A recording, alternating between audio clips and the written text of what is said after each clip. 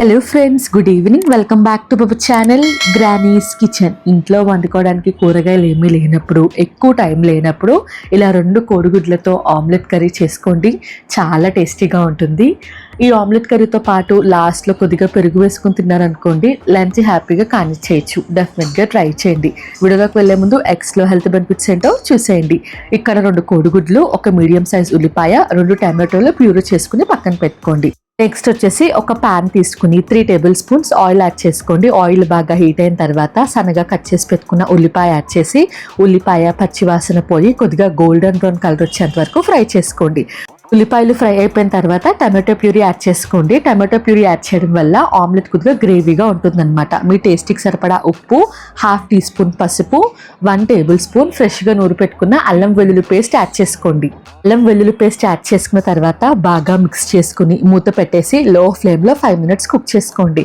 లో ఫ్లేమ్లో 5 minutes cook చేసుకుంటే టమాటో పచ్చివాసన పోతుంది, అలాగే అల్లం వెల్లుల్లి పేస్ట్ కూడా చక్కగా కుక్ అవుతుంది.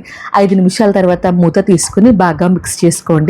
మిక్స్ చేసుకున్న తర్వాత ఇప్పుడు మీ టేస్ట్కి సరిపడా కారం యాడ్ చేసుకోండి.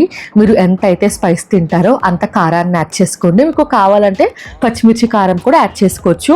నేనైతే 1 టీ స్పూన్ కారం, 1/2 టీ స్పూన్ ధనియాల పొడి, 1/4 టీ స్పూన్ జీలకర్ర పొడి, 1/2 teaspoon garam masala, 1/2 teaspoon egg masala add చేసుకోండి. ఎగ్ మసాలా లేకపోతే స్కిప్ చేసేసేయండి, ఉంటే యాడ్ చేసుకోండి. సన్నగా కట్ చేసి పెట్టుకున్న కొత్తిమీర, కరివేపాకు, 3 పచ్చిమిరపకాయలు యాడ్ చేసుకోండి. పచ్చిమిరపకాయ ఇప్పుడు యాడ్ చేయడం వల్ల ఆమ్లెట్తో నంచుకుని తినడానికి బాగుంటుంది. ఇవన్నీ యాడ్ చేశాక మంటని లో ఫ్లేమ్లో పెట్టేసి కొద్దిగా వాటర్ యాడ్ చేసుకుని ఆనియన్ టమాటో గ్రేవీ ప్యాన్ అంతా స్ప్రెడ్ చేసుకోండి. అలా స్ప్రెడ్ చేసుకుంటే ఎగ్ వేయడానికి ఈజీగా ఉంటుందన్నమాట. 2 ఎగ్స్ని బాగా బీట్ చేసుకుని ఆనియన్ టమాటో గ్రేవీ మీద ఎగ్ని ఆమ్లెట్ లాగా వేసుకోవాలి. వేసుకున్న తర్వాత మంటని కేవలం లో ఫ్లేమ్లో పెట్టి 5 నిమిషాలు వదిలేస్తే చక్కగా లోపల వరకు కుక్ అవుతుంది. మనం హై ఫ్లేమ్లో పెట్టేస్తే కింద మాడిపోతుంది, పైన ఆమ్లెట్ కుక్ అవ్వదు.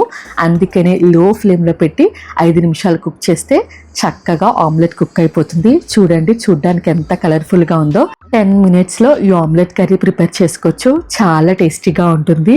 వేడి వేడి అన్నంలో కొద్దిగా నిమ్మకాయ, ఆనియన్తో సర్వ్ చేసుకోండి, అదిరిపోతుంది. ఎక్కువ టైం లేనప్పుడు ఈ రెసిపీ మనకి బాగా హెల్ప్ అవుతుంది. ఈ రెసిపీ మీకు నచ్చింది అనుకుంటున్నాను. నచ్చితే ఖచ్చితంగా నా ఛానల్ని సబ్స్క్రైబ్ చేసుకోండి.